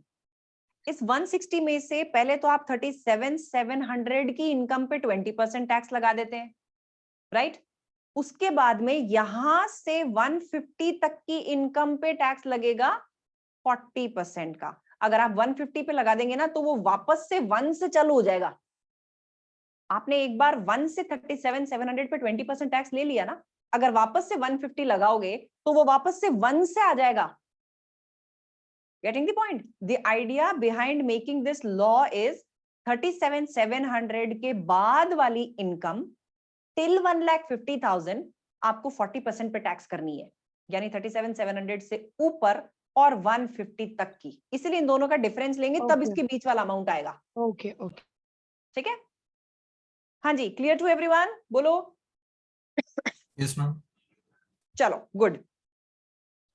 अब कुछ स्पेशल तरह के क्वेश्चंस भी होते हैं जो आपके पास टैक्स में आते हैं. अगर ये लग रहा है कि हम बहुत ज्यादा स्पीड में चल रहे हैं, ब्रेक दूं वरना आगे कंटिन्यू करें? बोलो. No, ma'am. कंटिन्यू कर सकते हैं. Continue ओके, करो जब ma'am. एग्जॉस्ट हो जाओ तब बता देना. वैसे I will not heavily rain today, क्योंकि अभी तो पेपर से शुरुआत हुई है, एकदम से I don't want to scare you.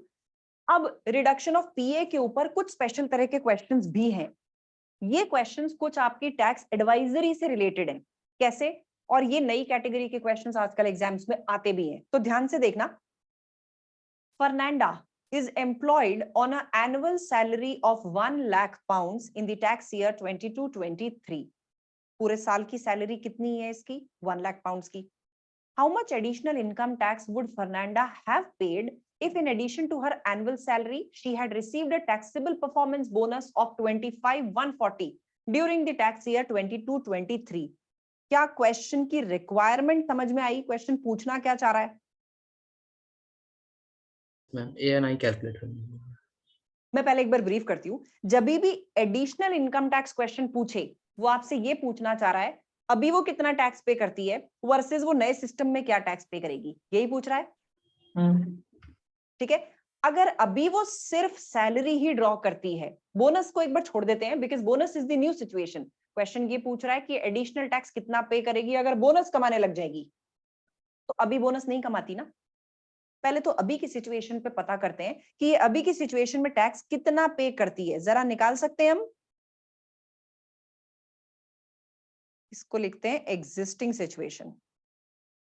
जब उसकी इनकम है यानी एम्प्लॉयमेंट इनकम है 1 लाख की, पीए का क्या करूं? दे दूं? पीए 1 लाख मिलेगा तक ही मैम तो है। उनको। पूरा मिलेगा, माइनस करने की जरूरत ही नहीं है। 1 लाख से ऊपर का नहीं है यहाँ पे एडजस्टेड नेट इनकम। 1 लाख से ऊपर होती है तो आपका पीए कम होता है, यहाँ ऊपर थोड़ी है। तो चलो माइनस कर दो। बता दो जी टैक्सेबल इनकम कितनी आएगी? How much will be the taxable income? 87,430. 87,430. How much tax will she land up paying? पहले तो बेसिक रेट बैंड का 37,700 पे वो पे करेगी 20% पे टैक्स। फिर हायर रेट बैंड पे 87,430 और 37,700 के बीच के अमाउंट पे how much tax will she पे? 40. Ma'am total tax payable is 27,432. 27,432. यानी ये अभी अगर इसको बोनस नहीं मिलता she will land up paying a tax of 27,432. लेकिन क्वेश्चन ने ये पूछा है कि भाई अब ये अपना परफॉर्मेंस बोनस रिसीव करने वाली है 25,140 का। लेट्स जस्ट चेक इसकी इनकम टैक्स पे इसका क्या इंप्लीकेशन आएगा। एम्प्लॉयमेंट इनकम कितनी हो जाएगी?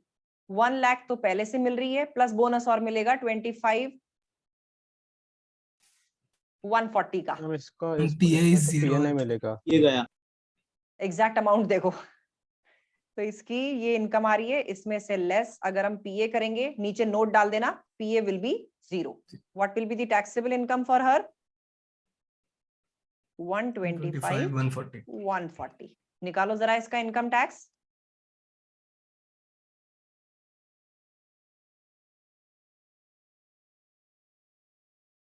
$42,516. ये तो एकदम से ही बेचारी के एक बोनस ने सारी सिचुएशन बदल दी। How much? 41? 42,516. 42,516. उफ। बताओ जी how much additional tax will she land up paying? 15,084. क्या होता है स्टूडेंट्स गलती ये करते हैं, ये दोनों कैलकुलेशन तो कर देते हैं, आगे बताना भूल जाते हैं। The question clearly asked how much will be the additional tax. So additional tax is the difference between these two. Ma'am 15084. 42,516 minus 27,432. 15,084. 084. 084. This is the additional tax she will pay. समझ गए? Yes, ma'am. क्वेश्चन ने क्या पूछा और आपने इस calculation को कैसे किया? ये क्वेश्चंस आजकल इस तरह के आते हैं कि वो ये पूछते हैं कि भाई बोनस उसको मिलने वाला है, what will be the tax implication of receiving that bonus? Tax implication क्या आएगा? She will land up paying additional tax amounting to how much? 15,084 pounds. समझ गए? क्लियर? Yes, ma'am. भाई पता नहीं आजकल क्या हो रहा है, एफआर का बैच भी ऐसे ही सब कुछ यस यस करके चलता है। समझ में आ रहा है ना? जी मैम। यस चलो अब बात करते हैं। आई सेड कि पीए इज ट्रांसफरेबल। हमने कुछ जो अभी पीए के बारे में रूल्स पढ़े थे उसमें हमने ये देखा था कि अगर पीए कुछ अनयूटिलाइज्ड रह जाए you can transfer it to your spouse. इसको हम बोलते हैं marriage allowance. That means whenever a tax payer wants to transfer the unutilized PA, that terminology used is MA, marriage allowance. Marriage allowance के लिए कुछ एक बेसिक कंडीशन है, ये पिक्चर में तभी आएगी जब स्पाउस में से दोनों गरीब आदमी हो। बेसिकली दोनों के दोनों बेसिक रेट टैक्स पेयर होने चाहिए। अगर दोनों में से एक भी स्पाउस हायर रेट या एडिशनल रेट टैक्स पेयर हो गया तो एमए पिक्चर में नहीं आएगा। You can not avail MA in that case.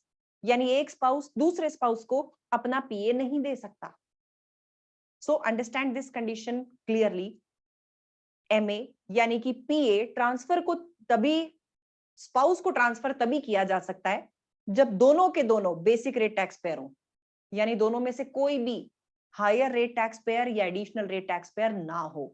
That's the basic condition. वैसे भी किसी चीज को बेनिफिट बना के तब दिया जाता है टैक्स पेयर को जब टैक्स पेयर उसका नीडी हो।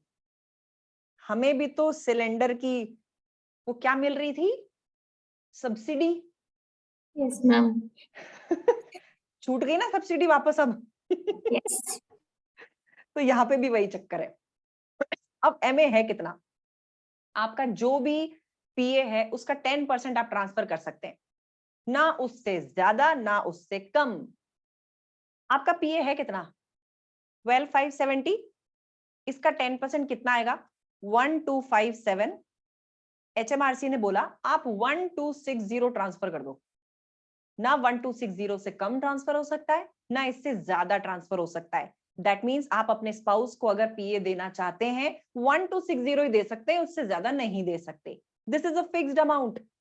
भले ही आपका अनयूज्ड पीए कितना भी हो, but this amount is fixed.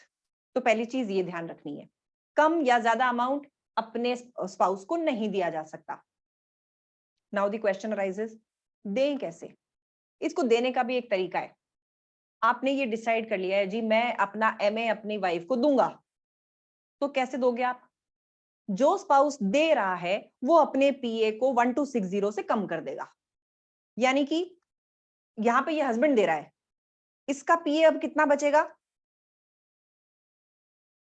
12570 minus 1260। Perfect. इसका पीए इतना बनेगा, यानी इसका पीए जो इसकी इनकम में से माइनस होगा वो ये रिमेनिंग अमाउंट माइनस होगा, 12570 नहीं होगा। अब मैडम जो रिसीव कर रही हैं ये कैसे रिसीव करेंगी? ये जोड़ देंगी अपने पीए में। पर अभी तो हमने देखा था कि पीए एक फिक्स्ड अमाउंट होता है, वो 12,570 होता है, उसको हम बढ़ा तो नहीं सकते। यानी पीए जो ट्रांसफर किया जाता है उसको लेने का तरीका कुछ अलग है, उसको हम पीए में ऐड नहीं करते, रिसिपिएंट की इनकम टैक्स लाइबिलिटी से एडजस्ट करते हैं। ध्यान रखना इस पॉइंट को। जो भी मैरिज अलाउंस यानी कि पीए रिसीव कर रहा है वो अपनी इनकम टैक्स लाइबिलिटी कम करेगा। पीए का वैसे भी तो इंटेंट यही है ना, इनकम कम हो जाए ताकि टैक्स कम हो जाए, तो ये टैक्स कम करेगा डायरेक्ट। 1260 इंटू 20% का टैक्स अपना ये कम कर लेगा। There is no provision where the recipient can increase his own PA, यानी वो अपने PA को बढ़ा नहीं सकता है। It cannot be 12,570 plus 1260. That's not possible because this amount is fixed at 12,570. ये इससे ऊपर नहीं जा सकता। Ma'am can you explain it again ma'am? वापस सुनो, हम बात कर रहे हैं एमए की, मैरिज अलाउंस की, यानी कि पीए अगर किसी भी स्पाउस को अपने स्पाउस को देना है तो वो कितना ट्रांसफर कर सकता है 10%। 12,570 का 10%, इन्होंने बोला आप 1260 ट्रांसफर कर दो।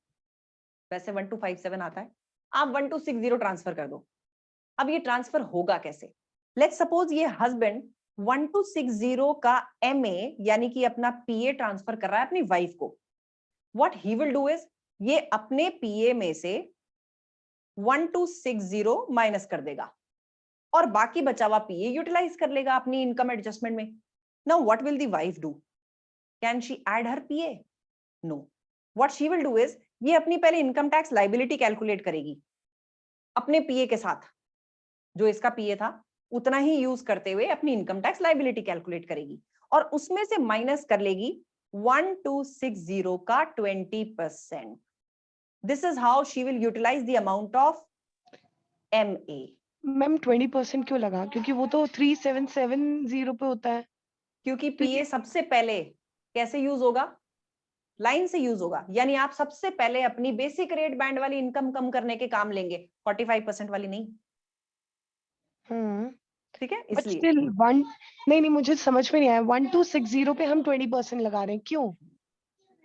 आपका 1260 अगर मिलता, लेट्स सपोज, चलो आपकी टोटल इनकम है 30,000 की, करेक्ट?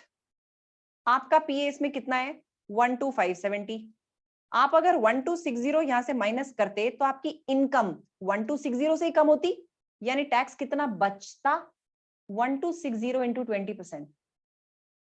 ठीक है, इतना ही तो बचता, लेकिन वो टेक्निकली गलत हो जाता because PA can not be more than 12,570.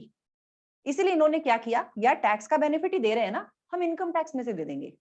यानी पहले मैम अपना इनकम टैक्स कैलकुलेट करेंगी, उसमें से एमए के नाम का टैक्स कम कर लेंगी, यानी 1260 पे 20% she will reduce from her income tax liability. Got it now everyone? Is it clear? बोलो. मैम अगर हस्बैंड की पीए उसको मिलता ही कम, उसको 12,570 नहीं मिलके 9,000 या समथिंग कुछ मिलता, तो भी वो 1260 ही ट्रांसफर कर सकते हैं. बिल्कुल, चाहे ज्यादा हो चाहे कम हो, ट्रांसफर तो 1260 हो सकता है. यस, ही मैम कैन ये यूज. फिर से सुनाओ ना मैम, ये 1260 to 20% का. ये 1260 इंटू 20% ये है. आप अगर इनकम में से माइनस करते तो आप टैक्स कितना बचा लेते? 1260 पे 20% टैक्स बचा लेते. हाँ. लेकिन आप पीए नहीं बढ़ा सकते, तो आप क्या करेंगे? आप रिसिपिएंट की इनकम टैक्स लाइबिलिटी कैलकुलेट करेंगे और उसमें से एमए पे टैक्स माइनस कर देंगे. यानी 1260 पे 20% की टैक्स सेविंग होती ना, वो मैं इसके टैक्स में से माइनस कर दूंगी. रिसिपिएंट स्पाउस के इनकम टैक्स में से माइनस कर दूंगी. Now coming to the next question. यार नेक्स्ट क्वेश्चन क्या था, मेरे दिमाग से निकल गया. Panika, did you ask that question?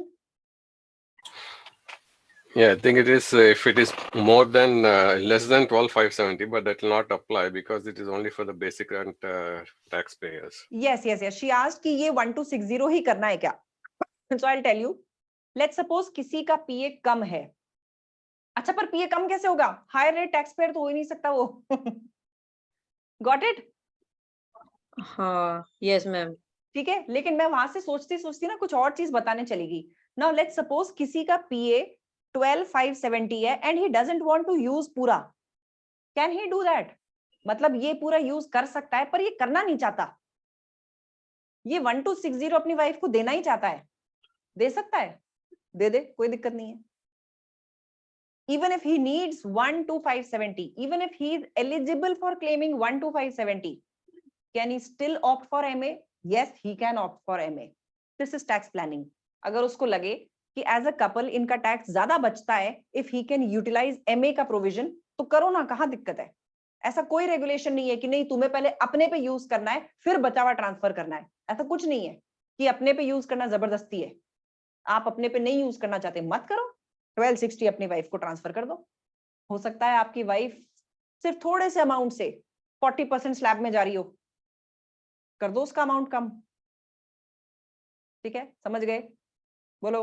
वैसे हायर रेट टैक्स पेयर पे तो एमए मिलेगा ही नहीं, but it can be any situation, they can opt for this. बोलो, बात समझ आई? मतलब फिर अगर उसकी इनकम बेसिक बैंड में ही फॉल कर रही है और मैरिड है, तो मतलब वो कर ही सकते हैं ट्रांसफर. कर सकते हैं, बिल्कुल कर सकते हैं. They can opt for it. कोई रेस्ट्रिक्शन नहीं है कि आपको अपने ऊपर ही यूज करना है या फिर आपको कुछ और करना है. कोई लिमिटेशन नहीं है. आप चाहिए आप बिल्कुल करिए साहब. उसकी वाइफ अगर हायर रेट में फॉल कर रही होगी तो एमए पॉसिबल ही नहीं है. MA will not be available if any of the spouses is belonging to higher rate tax payer. वो ये बोलते हैं यार तुम जोड़ा ना मिलके अच्छा कमा रहे हो, कोई एमए की जरूरत नहीं है. ओके मैम, एक डाउट है.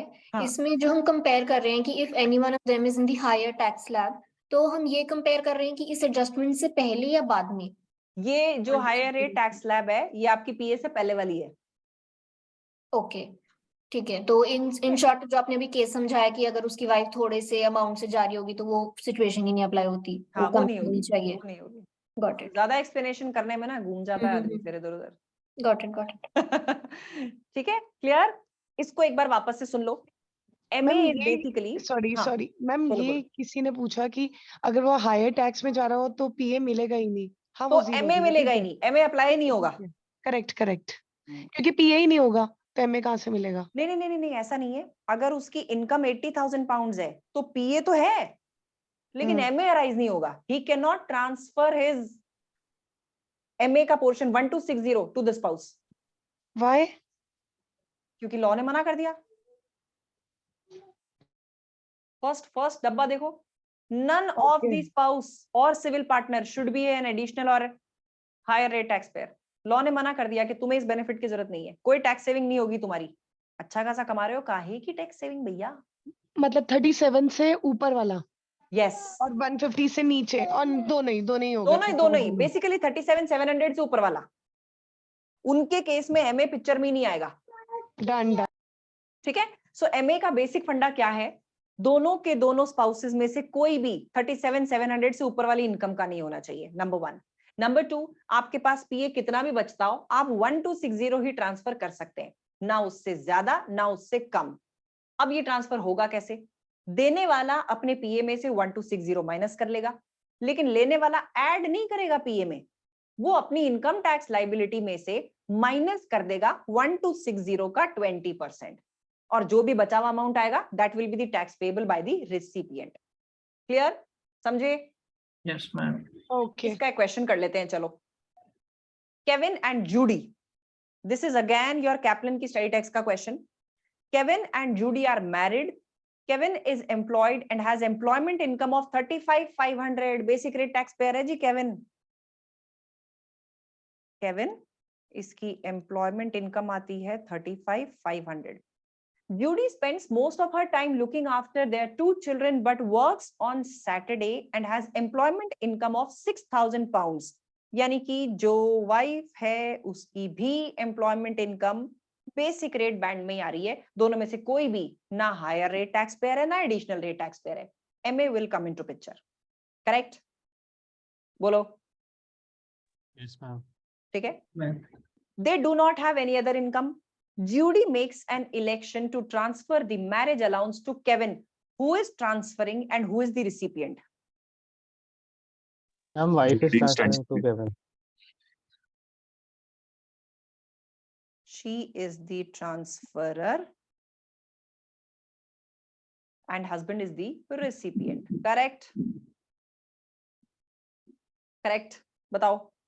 Yes yes ma'am. ठीक है, अब ये बोल रहा है calculate Kevin and Judy's income tax liabilities for the tax year 22-23। तो सिंपल सी चीज है, सबसे पहले जूडी की बात करते हैं।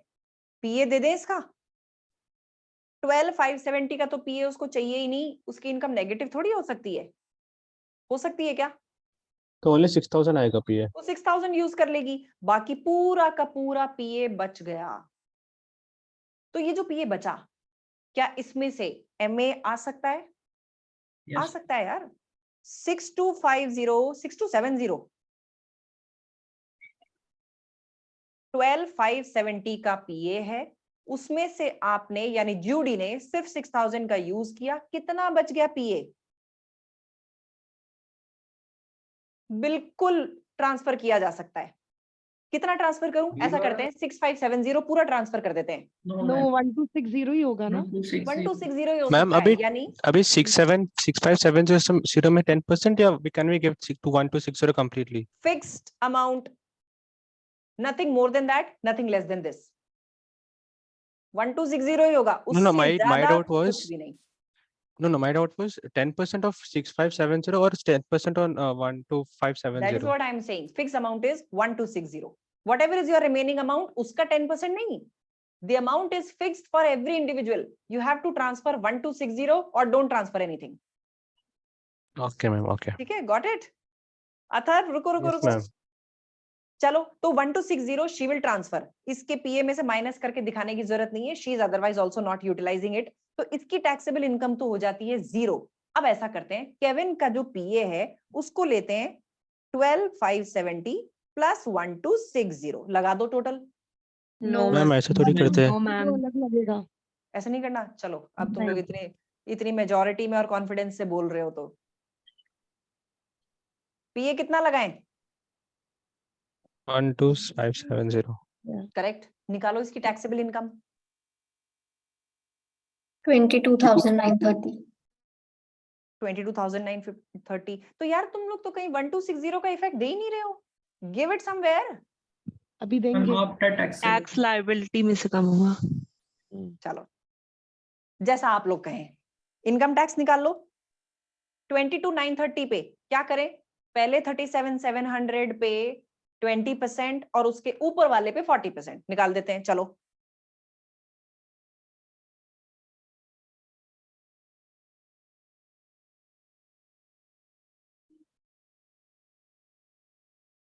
Ma'am but income is just 22,930। 930। 37,700 पे इनकम जा कर रही है यार। इनकम तो है 22,930। तो 20% लगा दो। कितना आ रहा है बताओ? 586 86 4586 4586। अब क्या करें? अब एमए का इंपैक्ट दीजिए। How much was the MA? Standard 1260 1260 इसका and it has 20%। saved a tax of 20%। कितना बच रहा है ये? 252। 252। यानी टैक्स कितने से कम हो जाएगा? 252 से। नेट टैक्स कितना पे करेगा केविन? 4334। 4334। समझे इसका कैसे इंपैक्ट देना है? मैम मुझे लगा कि 37,700 से जो भी कोई इनकम नीचे होगी टैक्स लगेगा ही नहीं। Is it true?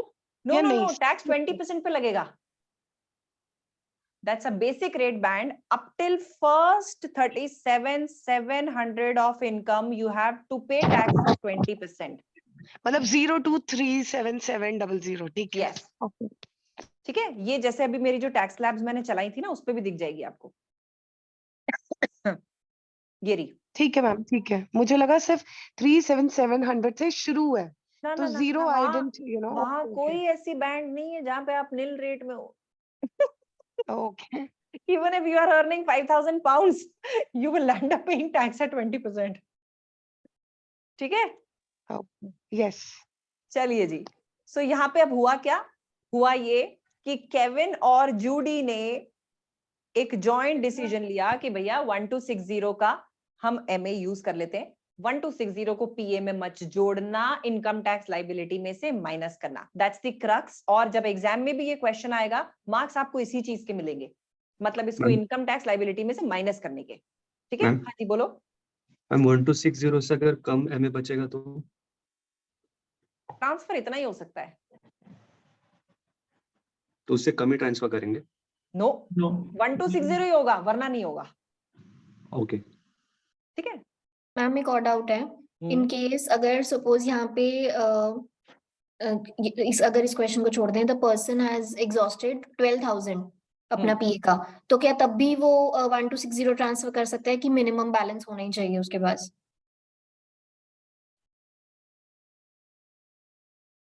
या तो एक तरीका है 12,570 में से 570 को एग्जॉस्ट हो जाने दो। ठीक है? ठीक है? क्या हो गया? हाँ मैम ठीक है। Hello hello, am I connected? Yes ma'am. Yes ma'am. आपका पीए 12,570 है। अगर इनकम 12,000 है, आप पीए 12,000 इसमें यूज कर लेते हैं। या तो एक ऑप्शन है कि 570 को भूल जाओ, हो गया एग्जॉस्ट। अब एमए इसमें पिक्चर में नहीं आ सकता, because MA in any way has to be 1260। लेकिन ऐसे केस में कपल्स क्या कर सकते हैं, वो अपने 12,570 में से 1260 तो दे देते हैं अपने स्पाउस को, बाकी बचा हुआ खुद यूज करते हैं। खुद के लिए कितना बच रहा है? 113। या 1310 कैसे बच सकता है? 1110। हाँ 11310। तो यहाँ पे एमए कितना यूज कर लेगा वो? 11310। और जो भी इनकम बचती है उस पे ही कैन पे टैक्सेस। ठीक है? समझे? मैम एक बार दोबारा बता दो। यहाँ पे कई केसेस में क्या होता है, लेट्स सपोज किसी भी इंडिविजुअल की इनकम थी 12,000, वन वे इज कि वो पीए 12,000 यूज कर ले, बाकी जो उसका पीए बचेगा 570 एग्जॉस्ट होने दो, आप कुछ नहीं कर सकते। एमए पिक्चर में नहीं आ सकता because MA in any ways has to be 1260, उससे कम एमए नहीं हो सकता, यानी ये 570 का जो बचा हुआ है वो एग्जॉस्ट हो जाएगा। हाँ, मतलब अगर मुझे ट्रांसफर करना है एटलीस्ट मेरे पास उतना बैलेंस होना ही चाहिए। होना चाहिए। लेकिन अब कपल्स इसमें क्या कर सकते हैं, they are free to do one thing, वो 1 to 570 में से 1 to 60 तो ट्रांसफर कर दें, बाकी बचा हुआ अपने लिए यूटिलाइज कर लें। यानी इनके ऊपर कोई जोर जबरदस्ती नहीं है कि आपको पूरा 12,000 यूज करना है, कम कर लो, समझ गए, गॉट इट, डिपार्टमेंट टैक्स ले लेगा तुमसे। Got it. So this person, this transferrer will also land up paying some tax here, पर ये भी कई बार टैक्स प्लानिंग के हिसाब से सक्सेसफुल हो जाता है। It saves tax for the couple in together, in total tax बच जाता है। ठीक है, ठीक है, चलिए जी, ये क्लियर हुआ सबको? क्लियर हुआ सबको? भाई ओवरड्राफ्ट हो गया तुम्हारी पढ़ाई का। लास्ट चीज है, बस इससे ज्यादा नहीं पढ़ाऊंगी अब। पेई सिस्टम यानी टीडीएस का सिस्टम क्या होता है यूके में? जो आपकी सैलरी से एम्प्लॉयर पैसा काट लेता है टीडीएस के नाम पे, वो यूके में कहलाता है पेई, पे एज यू अर्न। यानी इसमें होता क्या है, आपका जो एम्प्लॉयर होगा वो टैक्स डिडक्ट कर लेगा आपकी एम्प्लॉयमेंट इनकम में से, यानी आपकी सैलरी में से। वो ये जो टैक्स डिडक्ट करेगा इसको कहां जमा कराएगा? एचएमआरसी के पास। इंडिया में भी यही होता है, आपकी सैलरी में से आपकी कंपनी टीडीएस काट लेती है और इस टीडीएस को कहां जमा करा देती है? इनकम टैक्स डिपार्टमेंट के पास। अब क्या होगा, अब एचएमआरसी आपको इस चीज का क्रेडिट दे देगी। किस चीज का क्रेडिट? उधार वाला क्रेडिट नहीं, आपका जो भी इनकम टैक्स बनता है उसको कम कर देगी इस अमाउंट से कि आपके एम्प्लॉयर ने काट लिया इतना टैक्स, तो आप बचा हुआ ही पे करो। यानी आप फाइनली क्या पे करेंगे? जो बैलेंस अमाउंट होगा। क्रेडिट देने का मतलब ये हुआ, लेट्स सपोज मेरे एम्प्लॉयर ने 1000 पाउंड्स का पेई के नाम से टीडीएस डिडक्ट कर लिया। ये 1000 पाउंड्स उन्होंने जमा करा दिए एचएमआरसी के पास। एचएमआरसी बोलेगा जी हमें आपकी तरफ से 1000 पाउंड्स का टैक्स मिल गया। अब मेरी बाकी अदर सोर्सेज से भी इनकम थी, तो मेरी इनकम टैक्स लाइबिलिटी निकल के आई 1200 पाउंड्स की। इसमें से 1000 पाउंड्स तो एक एम्प्लॉयर मेरे नाम पे जमा करा चुका है। How much tax should I पे नाउ? Only 200 pounds. समझे? सेम टीडीएस वाला चक्कर वहां पे होता है पेई के नाम से, PAYE, पे एज यू अर्न। मतलब जिस टाइम पे आप अर्न करते हैं उसी टाइम आपका एम्प्लॉयर टैक्स काट के एचएमआरसी को जमा करा देता है। That is the PAYE system. Clear? समझ आया? यस मैम, तो this is the same thing as filing of tax returns क्या मैम? यस। जब इनकम टैक्स रिटर्न फाइल करते हैं तो आप अपने आप देखेंगे आपके इनकम टैक्स डिपार्टमेंट के अकाउंट में आपके नाम पे क्रेडिट दिखेगा कि 1000 का टैक्स आपकी तरफ से ऑलरेडी डिपॉजिट हो चुका है। तो 1200 की लाइबिलिटी बनती थी, 1000 ऑलरेडी डिपॉजिट हो गया, आप कितना पे करेंगे? अब 200 पाउंड ही पे करेंगे। ठीक है? Yes ma'am. सो ये पेई सिस्टम तक ही हम अभी करेंगे, बिकॉज इसके चैप्टर में आगे आएंगी रिलीफ्स, और रिलीफ्स अपने आप में काफी लंबा है, and I do not want you all to struggle with too many provisions in the first 2-3 classes only. लेकिन अब आपको करना क्या है, now you have actually got the jinx of इस पेपर में है क्या। लेकिन सबसे तंग करने वाली बात यह है कि जो हमने इनकम टैक्स कैलकुलेशन आज सीखी है, अब आगे जो भी आएगा that is going to be simpler than that. Why? क्योंकि आज हमने एक साथ सारे हेड्स को डील कैसे करना है वो सीखा है। आगे चल के जो चैप्टर्स हैं वो एक एक हेड के चैप्टर्स हैं, यानी हम सिर्फ प्रॉपर्टी इनकम की बात करेंगे, सिर्फ इसी इनकम में क्या क्या होता है उसकी बात करेंगे। That is comparatively simple. एक साथ 4 अलग हेड्स को लेने से इजी होता है जब आप एक ही हेड की बात करते हैं, लेकिन पेपर डिटेल्ड है, that I will clearly tell you. अगर आप वर्किंग हैं और टाइम नहीं दे पाएंगे, टैक्स फिर अभी लेने का मतलब नहीं बनता। Tax is full of provisions, और छोटी छोटी चीजों पे इसमें क्वेश्चंस बनते हैं, तो उन छोटी चीजों को प्रैक्टिस करना पड़ेगा। You will have to give 90 hours for self study for this paper. इसलिए इसके साथ में किसी को क्लब भी नहीं करना। तो एक तो सोच समझ लो कि टैक्स लेना है क्या, अगर अभी नहीं लेना है तो फिर सितंबर में लेना पड़ेगा। March is not a period when you should give tax का पेपर। अगर किसी कारण से कोई टेक्निकल ग्लिच हुआ, या फिर पेपर नहीं हो पाया, या फिर गॉड फॉर सेक क्लियर नहीं हुआ, नेक्स्ट टाइम बुक्स नहीं आएंगी, फाइनेंस एक्ट चेंज हो जाएगा, क्योंकि जून से फाइनेंस एक्ट नया लगता है। इसलिए थोड़ा सा सोच समझ के इस पे कॉल लेना। आई जस्ट सजेस्ट, अगर बिजी सीजन है 6 महीने लगा के करो, लेकिन इस पेपर को कर लो। सितंबर में देना इसके साथ किसी चीज को क्लब करके, लेकिन अगर अभी टाइम लगा सकते हो तो टाइम लगा के get rid of this paper. ये एग्जेम्प्ट नहीं होने वाला। जिससे पढ़ना है, जैसे पढ़ना है, डिसाइड बट क्विकली, बिकॉज इसके ऊपर अगर आपको कहीं और से पढ़ना है तो वहां से वापस फिर एक फाइट चालू होगी कि आपको ट्रायल्स लेनी होंगी। जितने डिले करोगे उतने ही वीकेंड निकल जाएंगे और उतना ही टाइम निकल जाएगा। मैंने आपको कल की क्लास में दिखाया था कि हमारे पास 18 सैटरडे संडेज हैं, जबकि चैप्टर्स मोर देन 24 हैं, 24-25। तो वो पॉसिबल ही नहीं है कि आप वो 18 सैटरडे संडेज में कर लें। इसलिए थोड़ा सा इसको डिसाइड अच्छे से करना है। Paper is going to be lengthy, in any ways it is going to be lengthy. कोई कोर्स कम नहीं हो रहा है नेक्स्ट क्वार्टर भी।